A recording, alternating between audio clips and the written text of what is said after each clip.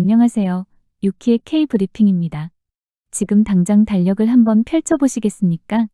오늘 우리가 나눌 이야기는 단순한 집값 전망이 아닙니다.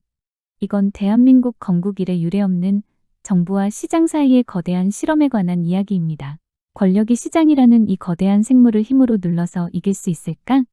그 전무후무한 싸움의 결과가 판가름 나는 날 바로 5월 9일입니다. 지금 이 영상을 보시는 분들 중 다주택자분들은 등줄기에 식은땀이 흐르실 거고, 무주택자분들은 이번엔 진짜일까? 하며 반신반의하고 계실 겁니다. 하지만 결론부터 말씀드릴게요. 이번엔 정말 다릅니다. 과거에 우리가 알던 부동산 공식들 있죠. 선거 앞두고는 봐주겠지. 버티면 결국 이긴다. 이 믿음들이 지금 산산조각 나고 있습니다. 도대체 5월 9일에 무슨 일이 벌어지는지, 그리고 왜 이 날짜가 여러분 자산의 명운을 가를 길로틴이 될 수밖에 없는지 지금부터 정밀하게 파헤쳐 보겠습니다. 보통 정치판에는 불문율이 하나 있죠. 선거 앞에서는 무조건 착한 척을 한다는 겁니다. 오는 6월 지방선거가 예정되어 있습니다. 상식적으로 생각하면 유권자들 지갑 털거나 기분 상하게 하는 정책은 미루는 게 정석입니다. 표 떨어지는 소리가 들리니까요. 그래서 시장의 많은 선수들은 이렇게 기대했습니다. 에이, 설마 5월 9일 양도세 중과 유예 끝내는 거 선거 뒤로 미루겠지. 그런데 여러분, 지금 기류가 어떻습니까? 그 기대 완전히 박살났습니다. 정부의 메시지는 명확합니다. 표 계산하느라 정책을 굽히지 않겠다. 며칠 전 있었던 대통령 기자회견 보셨나요?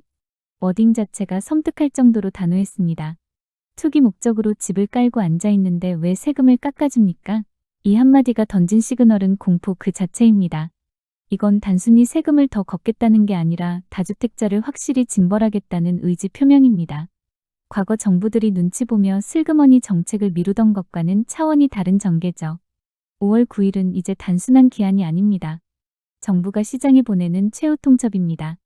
이 날짜 전까지 항복하고 물건 내놓지 않으면 뼈도 못 추리게 만들겠다. 는 겁니다. 그럼 정부가 겨냥한 타깃은 누구일까요? 숫자로 확인해 봅시다. 대한민국의 다주택자 무려 237만 명입니다. 수도권에만 약 130만 가구가 다주택 포지션에 있죠. 재밌는 건 지난 몇 년간 그렇게 집 팔라고 협박을 했는데도 다주택자 숫자는 오히려 늘어났다는 점입니다. 왜일까요? 학습 효과 때문입니다. 세금 무서워 파는 것보다 집값 올라서 버는 게 더 크더라. 는 믿음이 있었던 거죠. 하지만 5월 9일 이후 이 계산기가 완전히 달라집니다. 딱 하나의 숫자만 기억하세요. 82.5%. 여러분이 다주택자인데 5월 9일 이후 집을 팔아 1억 원을 남겼다고 칩시다. 내 손에 쥐는 돈은 얼마일까요? 단 1,750만 원입니다. 나머지 8,250만 원은 국가가 가져갑니다. 기본세율의 중과세율, 지방소득세까지 얹으면 82.5%라는 기록적인 숫자가 나옵니다. 수익의 80%를 세금으로 내는데 누가 투자를 하겠습니까? 이건 세금이 아니라 몰수에 가깝습니다. 집을 가져봤자 수익은 제로에 수렴하게 만들겠다는 것, 이것이 정부의 전략입니다. 상황이 이렇다 보니 시장은 패닉에 빠졌습니다. 그런데 진짜 비극은 여기서부터입니다. 정부가 채찍을 들었으면 도망갈 구멍은 줘야 하는데 지금 퇴로가 꽉 막혀 있습니다. 첫째, 시간의 한계입니다. 5월 9일까지 남은 시간은 고작 100일 남짓입니다. 부동산 거래해 보신 분들은 아시죠? 매물 내놓고 잔금 치르고 등기 넘기는데 100일은 정말 빠듯합니다. 둘째, 규제에 덧칩니다. 서울과 주요 경기도 지역은 토지거래허가 구역으로 묶여 있습니다. 실거주자가 아니면 집을 못 삽니다.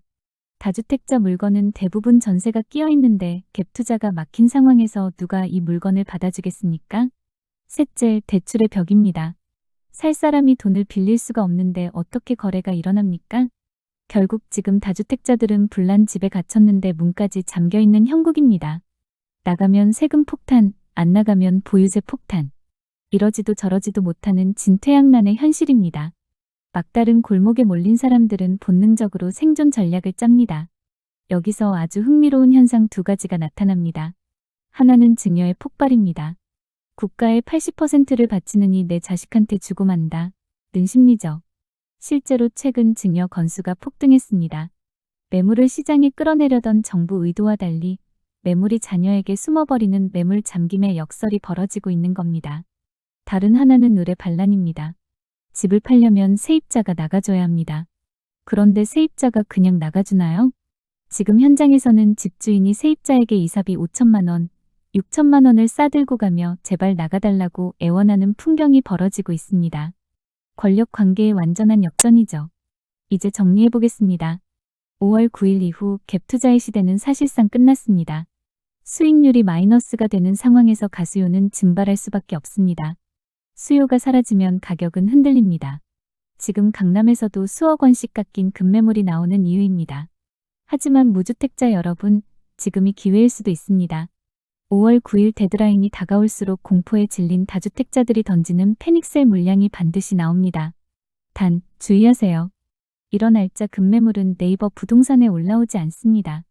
지금 바로 여러분이 관심 있는 지역 부동산에 가서 사장님께 눈도장을 찍으세요. 30% 빠진 물건 나오면 바로 연락주세요. 라고 말이죠. 발품 파는 사람만이 이 난세의 기회를 잡을 수 있습니다. 5월 9일 카운트다운은 시작되었습니다. 정부의 신념이 이길지, 시장의 생존 본능이 이길지, 우리는 그 역사적인 현장을 목격하고 있습니다. 여러분은 어느 쪽에 베팅하시겠습니까? 오늘 브리핑이 도움되셨다면 구독과 좋아요 부탁드립니다. 지금까지 유키의 K 브리핑이었습니다. 감사합니다.